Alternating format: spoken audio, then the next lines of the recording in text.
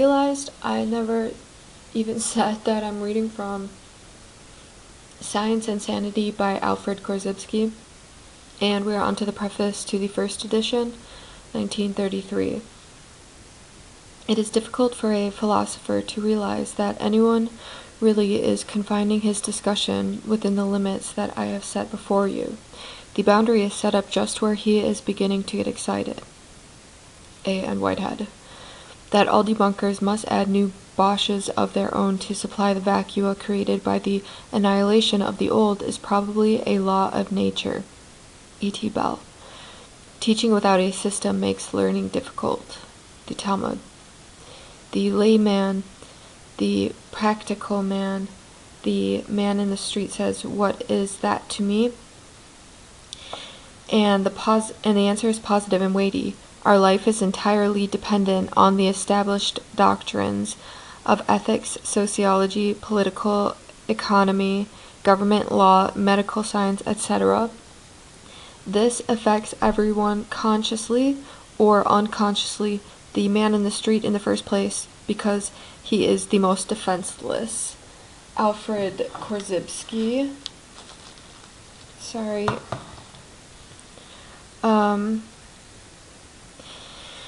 When new turns in behavior cease to appear in the life of the individual, its behavior ceases to be intelligent. C.E. Coghill. 'Tis a lesson you should heed, try again. If at first you don't succeed, try again. Then your courage should appear, for if you will persevere, you will conquer, never fear, try again. William Edward Hickson. The main portions of the present work have already been presented in the form of lectures before different universities, technological institutes, teachers and physicians, associations, and other scientific bodies. The general outline was presented for the first time before the International Mathematical Congress in Toronto in 1924 and published in the form of a booklet.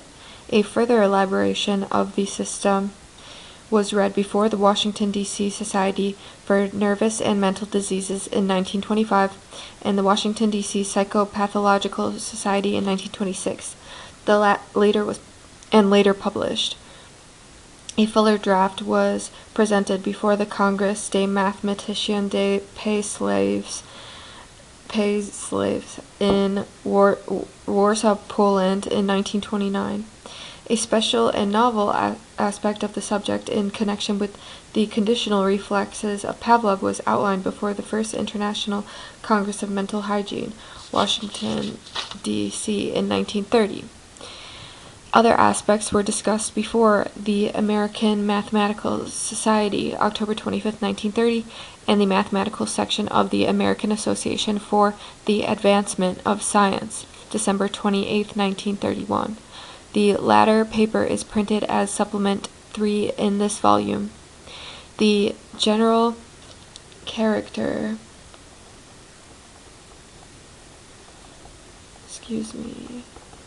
making a note of that.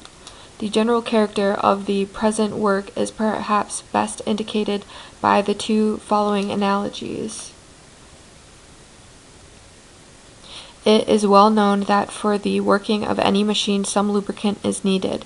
Without expressing any judgment about the present machine age, we have to admit that technically it is very advanced, and that without this advancement many scientific investigations necessitating very refined instruments would be impossible.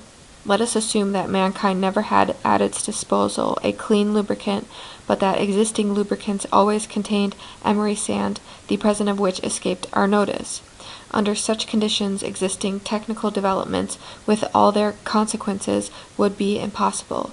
Any machine would last only a few weeks or months instead of many years, making the prices of machines and the cost of their utilization entirely prohibitive. Technical development would thus be retarded for many centuries. Let us now assume that somebody were to discover a simple means for the elimination of emery from the lubricants. At once the present technical developments would become possible and be gradually accomplished. Something similar has occurred in our human affairs. Technically, we are very advanced, but the elementalistic premises underlying our human relations, practically since Aristotle, have not changed at all. The present investigation reveals that in the functioning of our nervous systems, a special harmful factor is involved, a lubricant with emery, so to speak, which retards the development of sane human relations and prevents general sanity. It turns out that in the structure of our languages, methods, habits of thought, orientations, etc., we preserve delusional psychopathological factors. These are in no way inevitable, as will be shown, but can be easily eliminated by special training, therapeutic in effect, and consequently of educational preventive value. This emery in the nervous system I call identification. It involves deeply rooted principles, which are invariably false to facts, and so our orientations based on them cannot lead to adjustment and sanity. A medical analogy here suggests itself. We find a peculiar parallel between identification and infectious diseases. History proves that under primitive conditions, infectious diseases cannot be controlled. They spread rapidly, sometimes killing off more than half of the affected population. The infectious agent may be transmitted either directly or through rats, insects, etc.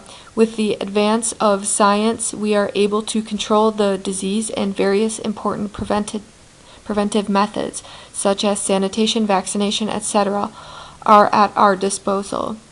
Identification appears also as something infectious, for it is transmitted directly or indirectly from parents and teachers to the child by the mechanism and structure of language, by established and inherited habits of thought, by rulers for life orientation, etc. By rules for life orientation. There are also large numbers of men and women who make a profession of spreading the disease. Identification makes general sanity and complete adjustment impossible. Training in non-identity plays a therapeutic role with adults. The degree of recovery depends on many factors, such as the age of the individual, the severity of the infection, the diligence in training in non-identity, etc. With children, the training in non-identity is extremely simple. It plays the role both of sanitation and of the equally simple and effective preventive vaccination.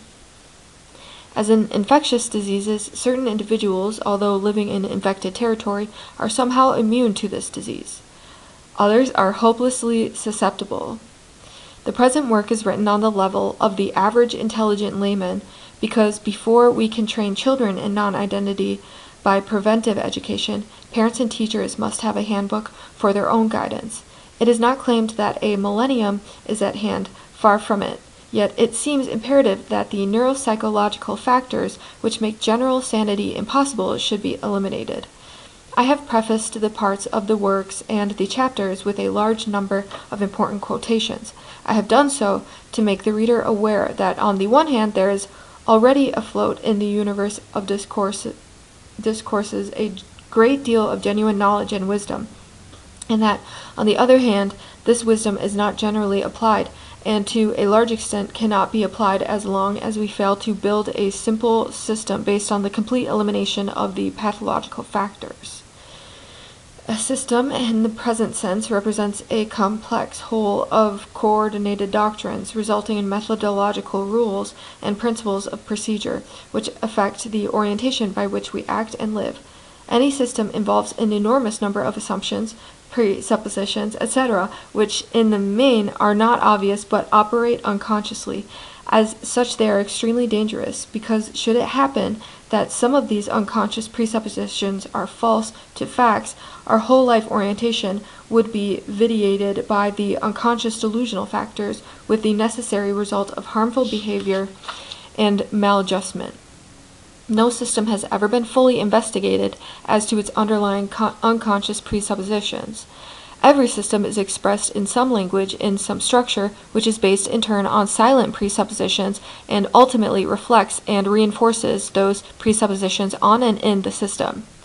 This connection is very close and allows us to investigate a system to a large extent by a linguistic structural analysis. The system by which the white race lives, suffers, prospers, starves, and dies today is not in a strict sense an Aristotelian system. Aristotle had far too much of the sense of actualities for that. It represents, however, a system formulated by those who, for nearly 2,000 years since Aristotle, have controlled our knowledge and methods of orientations, and who, for purposes of their own, selected what today appears as the worst from Aristotle and the worst from Plato, and with their own additions imposed this composite system upon us. In this, they were greatly aided by the structures of language and psychological habits, which, from the primitive down to this very day, have affected all of us, consciously or unconsciously, and have introduced serious difficulties even in science and in mathematics. Our rulers, politicians, diplomats, bankers, priests of every description, economists, lawyers, etc., and the majority of teachers remain at present largely or entirely ignorant of modern science, scientific methods, structural, linguistic, and semantic issues of 1933, and they also lack an essential historical and anthropological background, without which a sane orientation is impossible. To the footnote, the literature of these subjects is very large and impossible to give here or in my bibliography, but as primers, I may as well suggest numbers 299, 334, 492, 558, and 589 in my bibliography. These books in turn give further references. This ignorance is often willful, as they mostly refuse, with various excuses, to read modern works dealing with such problems. As a result, a conflict is created and maintained between the advance of science affecting conditions of actual life and the orientations of our rulers, which often remain antiquated by centuries or 1,000 or 2,000 years. The present world conditions are in chaos. Psychologically, there exists a state of helplessness, hopelessness, often resulting in the feelings of insecurity, bitterness, etc., and we have lately witnessed psychopathological mass outbursts, similar to those of the Dark Ages. Few of us at present realize that. As long as such ignorance of our rulers prevails, no solution of our human problems is possible. The distinctly novel issue in a non-Aristotelian system seems to be that in a human class of life, elementary methodological and structural ignorance about the world and ourselves as revealed by science is bound to introduce delusional factors, for no one can be free from some conscious or unconscious structural assumptions. The real and only problem, therefore, seems to be whether our structural assumptions in 1933 are primitive or of the 1933 issue. The older popularization of science is not the solution. It often does harm. The progress of science is due in the main to scientific methods and linguistic revisions, and so the new facts discovered by such methods can be properly utilized by antiquated psychological orientations and languages. Such utilization often results only in bewilderment and lack of balance. Before we can adjust ourselves to the new conditions of life created in the main by science, we must first of all revise our grossly antiquated methods of orientation. Then only shall we be able to adjust ourselves properly to the new facts. Investigations show that the essential scientific structural data of 1933 about the world and ourselves are extremely simple, simpler even than any of the structural fancies of the primitives. We usually have sense enough to fit our shoes to our feet, but not sense enough to revise our older methods of orientation to fit the facts. The elimination of primitive identifications, which is easily accomplished once we take it seriously, produces the necessary psychological change toward sanity. Human nature is not an elementalistic product of heredity alone, or of environment alone, but represents a very complex organism as a whole end result of the envirogenetic manifold. It seems obvious once stated that in a human class of life, the linguistic, structural, and semantic issues represent powerful and ever-present environmental factors which constitute most important components of all our problems. Human nature can be changed once we know how. Experience and experiments show that this change of human nature, which under verbal elementalism was supposed to be impossible, can be accomplished in most cases in a few months, if we attack this problem by the non-elementalistic neuropsychological special non-identity technique. If the ignorance and identifications of our rulers could be eliminated, a variety of delusional factors through home and school, educational, and other powerful agencies would cease to be imposed and enforced upon us, and the revision of our systems would be encouraged rather than hampered. Effective solutions of our problems would then appear spontaneously and in simple forms. Our shoes would fit our feet, and we could walk through life in comfort instead of enduring the present sufferings. Since our existing systems appear to be in many respects unworkable and involve psychopathological factors, owing in the main to certain presuppositions of the Aristotelian system, and also for brevity's sake, I call the whole operating system complex Aristotelian. The outline of a new and modern system built after the rejection of the delusional factors I call Non-Aristotelian. To avoid misunderstandings, I wish to acknowledge explicitly my profound admiration for the extraordinary genius of Aristotle, particularly in consideration of the period in which he lived. Nevertheless, the twisting of his system and the imposed immobility of this twisted system, as enforced for nearly 2,000 years by the controlling groups, often under threats of torture and death, have led and can only lead to more disasters. From that we know about Aristotle. There is little doubt that if alive, he would not tolerate such twistings and artificial immobility of the system usually ascribed to him. The connection between the study of psychiatry and the study of mathematics and the foundations of mathematics is very instructive. In the development of civilization and science, we find that some disciplines, for instance, the very young science of psychiatry, have progressed rapidly. Other disciplines, such as mathematics, physics, etc., until recently progressed slowly, mainly on account of certain dogmas and prejudices.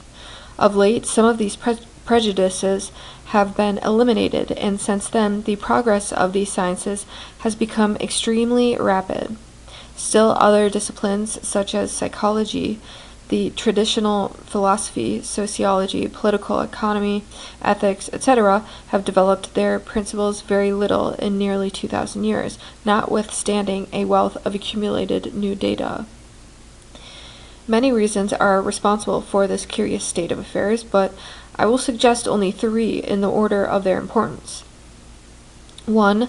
First of all, the last mentioned slowly developing disciplines are the closest to us humans, and a primitive man, or an entirely ignorant person, knows all about these most complex problems in existence. This know-it-all general tendency produces an environmental, psychological, linguistic, etc. manifold filled with identifications, which produce dogmas, prejudices, misunderstandings, fears, and whatnot, making an impersonal, impartial scientific approach next to impossible. Few of us realize the unbelievable traps, some of them Few of us realize the unbelievable traps, some of them of a psychopathological character, which the structure of our ordinary language sets before us. These also make any scientific approach or agreement on vital points impossible.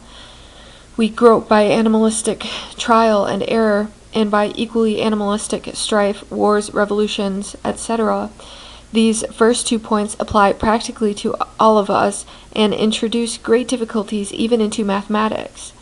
3. One of the main reasons why psychiatry has advanced so rapidly in such a short period, in contradistinction to psychology, is that it studies relatively simple and relatively singled out symptoms. But as these symptoms are not so isolated and represent the reactions of the organism as a whole, their partial study yields glimpses of the general and fundamental mechanisms. If we study mathematics and mathematical sciences as forms of human behavior, we study also simplified and singled out human reactions of the type 1 and 1 make 2, 2 and 1 make 3, etc., and we also get glimpses of general mechanisms. In psychiatry, we study simplified psychological reactions as their worst. In mathematics and mathematical sciences, we study simplified psychological reactions at their best. When both types of reactions are studied conjointly, most unexpected and very far-reaching results follow, which deeply affect every known phase of human life and activity, science included. The result of such widely separated studies do not conflict, but supplement each other, elucidating very clearly a general mechanism which operates in all of us.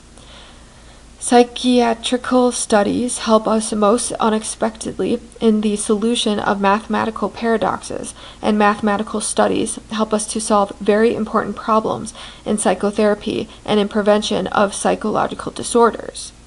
History shows that the advancement of science and civilization involves first an accumulation of observations, second, a preliminary formulation of some kind of principles, which always involves some unconscious assumptions, and finally, as the numbers of observations increase, it leads to the revision and usually the rejection of unjustified or false to facts principles, which ultimately are found to represent only postulates. Because of the cumulative and non-elementalistic character of human knowledge, a mere challenge to a principle does not carry us far. For expediency, assumptions underlying a system have 1. To be discovered, 2. Tested, 3. Eventually challenged, 4. Eventually rejected, and 5. A system, free from the eventually objectionable postulates, has to be built. Examples of this abound in every field, but the histories of non-Euclidean and non-Newtonian systems supply the simplest and most obvious illustrations. For instance, the fifth postulate of Euclid did not satisfy even his contemporaries, but these challenges were ineffective far more than 2,000 years. Only in the 19th century was the fifth postulate eliminated, and non-Euclidean systems built without it. The appearance of such systems marked a profound revolution in human orientations. In the 20th century, the much more important principles underlying our notions about the physical world, such as absolute simultaneity, continuity of atomic processes, certainty of our experiments and conclusions, etc., were challenged, and systems were then built without them. As a result, we now have the magnificent non-Newtonian physics and world outlooks based on the work of Einstein and the quantum pioneers. Finally, for the first time in our history, some of the most important principles of all principles, this time in the mental world, were challenged by mathematicians. For instance, the universal validity of the so-called logical law of the excluded third was questioned. Unfortunately, as yet no full-fledged systems based on this challenge have been formulated, as so it remains largely inoperative, although the possibilities of some non-Aristotelian, though elementalistic and unsatisfactory logics are made obvious. Further researches revealed that the generality of the law of the excluded third is not an independent postulate, but that it is only an elementalistic consequence of a deeper, invariably false to facts principle of identity, often unconscious and consequently particularly pernicious. Identity is defined as absolute sameness in all respects, and it is this all which makes identity impossible. If we eliminate this all from the definition, then the word absolute loses its meaning. We have sameness in some respects, but we have no identity and only similarity, equivalence, equality, etc. If we consider that all we deal with represents constantly changing submicroscopic interrelated processes which are not and cannot be identical with themselves, the old dictum that everything is identical with itself becomes in 1933 a principle invariably false to facts. Some may say, granted, but why fuss so much about it? My answer would be, identification is found in all known primitive peoples. in all known forms of mental ills, and in the great majority of personal, national, and international maladjustments. It is important, therefore, to eliminate such a harmful factor from our prevailing systems. Certainly, no one would care to contaminate his child with a dangerous germ once it is known that the given factor is dangerous. Furthermore, the results of a complete elimination of identity are so far-reaching and beneficial for the daily life of everyone and for science.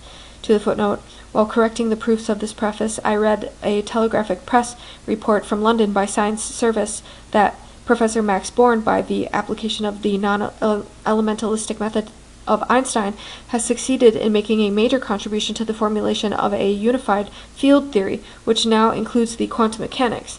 Should this announcement be verified in its scientific aspect, our understanding of the structure of matter, electron, etc. would be greatly advanced, and would involve, of course, most important practical applications for the semantic aspect of these problems. See page 378, 386, 541, 667, 690, 8701, and chapter 39.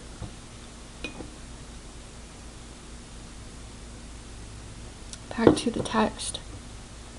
That such fussing, I'll start that sentence from the beginning. Certainly no one would care, just right here. Furthermore, the results of a complete elimination of identity are so far-reaching and beneficial for the daily life of everyone and for science that such fussing is not only justified but becomes one of the primary tasks before us. Anyone who will study the present work will be easily convinced by observations of human difficulties in life and science that the majority of these difficulties arise from necessary false evaluations in consequence of the unconscious falsifacts identifications. The present work therefore formulates a system called Non-Aristotelian, which is based on the complete rejection of identity and its derivatives, and shows what very simple yet powerful structural factors of sanity can be found in in science. The experimental development of science and civilization invariably involves more and more refined discriminations. Each refinement means the elimination of some identifications somewhere, but many still remain in a partial and mostly unconscious form. The non-Aristotelian system formulates the general problem of non-identity and gives childishly simple, non-elementalistic means for a complete and conscious elimination of identification and other delusional or psychopathological factors in all known fields of human endeavors, in science, education, and all known phases of private, national, and international life. This work, in its application to education and psychotherapy, has been experimental for more than 6 years. The volume is divided into 3 main divisions. Book 1 gives a general survey of non-Aristotelian structural factors discovered by science which are essential in a textbook. Only such data are selected, interpreted, and evaluated as are necessary for a full mastery of the system. Book 2 presents a general introduction to non-Aristotelian systems and general semantics free from identity, and gives a technique for the elimination of delusional factors from our psychological reactions. Book 3 gives additional structural data about languages and also an outline of the essential structural characteristics of the empirical world, but only such as are pertinent for training in the non-Aristotelian discipline. Following each quotation, prefacing each part and chapter, the number in parentheses indicate the number of the book in the bibliography from which the quotation is taken. I have tried to avoid footnotes as much as possible. The small number after some words in the text refer to the notes on page 763, where the references to the bibliography are given. Book 2 is largely self-contained and therefore can be read independently of the others, after the reader has become acquainted with the short tables of abbreviations given on page 15 and 16, and with chapters 2 and 4.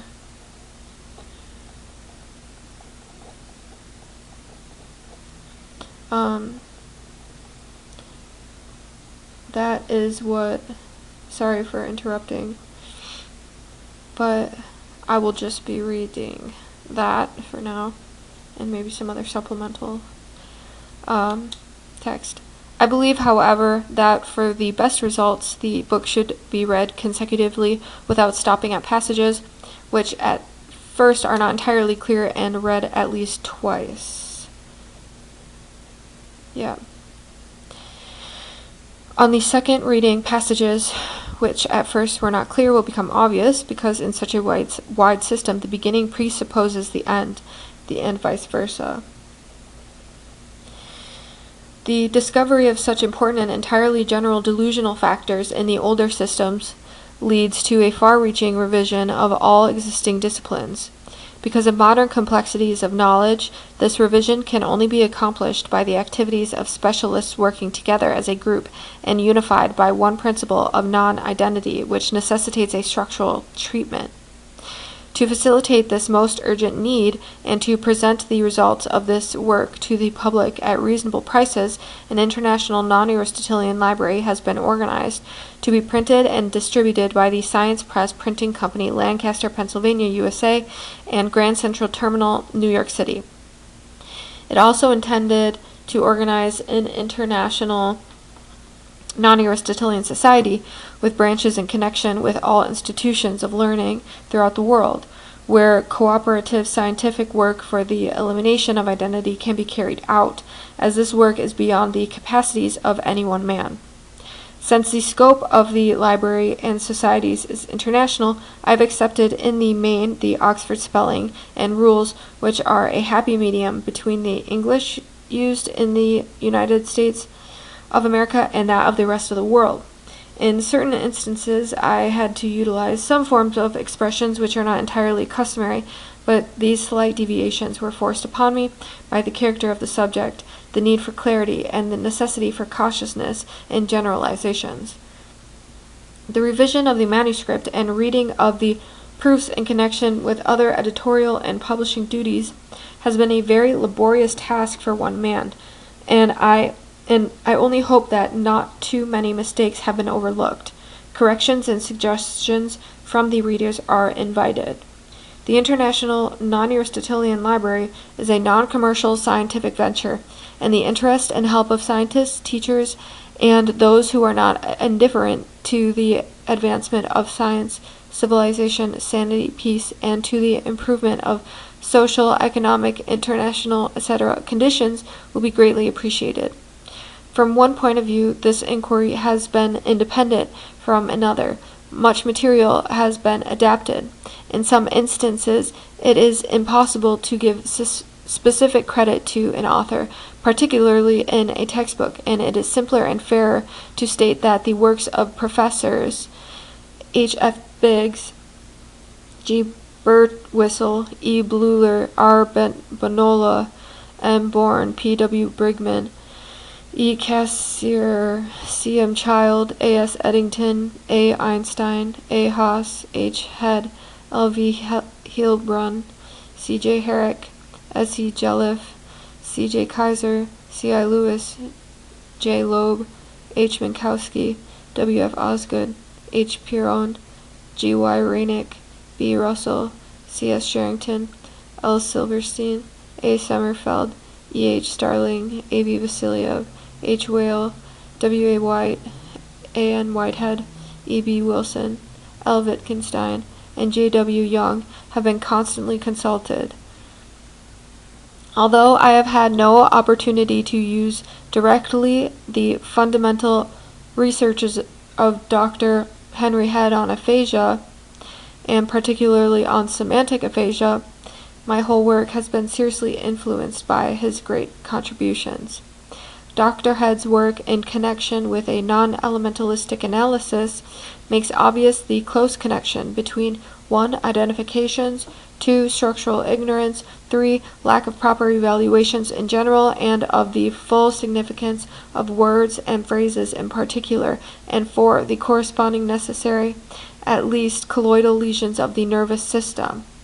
I am under heavy obligations to Professors E. T. Bell, P. W. Brigman, C. M. Child, B. F. Dostal, M. H. Fisher, R. R. Gates, London, C. Judson Herrick, H.S. Jennings, R.J. Kennedy, R.S. Lilly, B. Malinowski, London, R. Pearl, G.Y. Rainick, Bertrand Russell, London, M. Tramer, Byrne, W. M. Wheeler, H. B. Williams, W. H. Wilmer, and Doctors C. B. Bridges, D. G. Fairchild, W. H. Gant, P. S. Graven, E. L. Hardy, J. A. P. Millett, P. Weiss, W. A. White, Mr. C. K. Ogden, London, and Miss C. L. Williams for reading the manuscript and or the proofs as a whole or in part, and for their invaluable criticism and suggestions. I also owe much to Dr. C. B. Bridges and Professor W. M. Wheeler, not only for their important criticisms and constructive suggestions, but also for their painstaking editorial corrections and interests. Needless to say, I assume full responsibility for the following pages, the more that I did not always follow the suggestions made. This next part is going to make you cry. I wish to express my deep appreciation to Dr. W. A. White and the staff of Elizabeth's Hospital, Washington, D.C., who during my 2 years of study in the hospital gave me every assistance to facilitate my research work there. I'm indebted to Dr. P. S. Graven for supplying me with his as yet unpublished experimental clinical material, which are very useful to me. 3 important terms have been suggested to me, namely envirogenetic by Dr. C. B. Bridges, actional by Professor P. W. Bridgman, and unsane by Dr. P. S. Graven, which debt I gladly acknowledge. I am also deeply grateful to Professor R. D. Carmichael for writing Supplement 1 for this book on the theory of Einstein, and to Dr. P. Weiss for his kind permission to reprint as supplement to his article on the theory of types. I warmly suggest the kindness of those authors who gave me their permission to utilize their works. During my 12 years of research, work in the present subject and preparation of this volume have been assisted by a number of persons to whom I wish to express my appreciation. My particular appreciation is extended to my secretary, Miss Lily A. Madan, who besides her regular work made the drawings for the book, to Miss Eunice E. Winters for her genuine assistance in reading the proofs and compiling the bibliography, and to Mr. Harvey W. Culp for the difficult reading of the psychomathematical proofs and the equally difficult preparation of the index. The technical efficiency in all departments of the Science Press Printing Company and the zealous and courteous cooperation of its compositors and officials have considerably facilitated the publication of this book, and it is my pleasant duty to extend my thanks to them. My heaviest obligations are to my wife, formerly Mira Edgerly. This work was difficult, very laborious, and often ungrateful, which involving the renouncing of the life of normal human beings, and we abandoned much which is supposed to make life worth living. Without her wholeheartedly and steady support and her relentless encouragement, I neither would have formulated the present system nor written the book which embodies it. If this book proves of any value, Mira Edgerly is in fact more to be thanked than the author. Without her interest, no non-Aristotelian system nor theory of sanity would have been produced in 1933. Alfred Korzybski, New York, August 1933.